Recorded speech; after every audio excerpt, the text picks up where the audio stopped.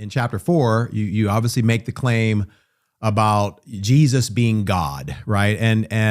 I'll maybe go off script a little bit here from the book, but obviously in this culture in which we live in, for most people, God is not the stumbling block because, other religions believe in God. Even people who don't consider themselves to be religious believe that there had to be some greater power, some higher authority.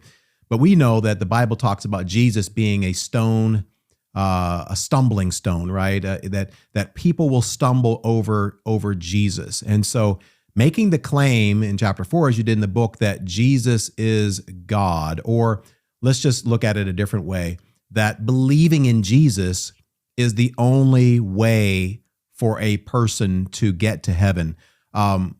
When someone comes to you and maybe they're, curious about Christianity, or they are exploring Christianity, or maybe it's a skeptic that you're having a conversation with and they ask you that question, hey, why and how could you be so arrogant to make the claim that Christianity and believing in Jesus is the only way to get to heaven, in spite of all these other religions out there who do well, do right, treat people well, teach some of the same things that Christianity teaches?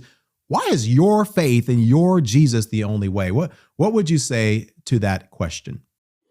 Well, if somebody framed it that way, first off, I'd say, look, if I've been arrogant, I apologize.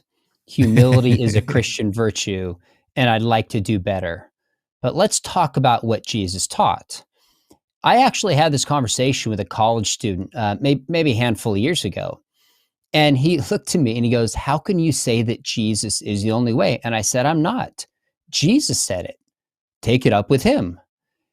And he kind of paused and was like, wait a minute. And I said, look, I don't have the credentials in my life to talk about the only way to get to God. But what if somebody actually rose on the third day, lived a sinless life, did miracles like healing the blind and walking on water, and gave the world some of the most profound moral teaching it's ever seen?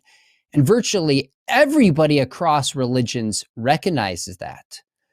Should we listen to that person?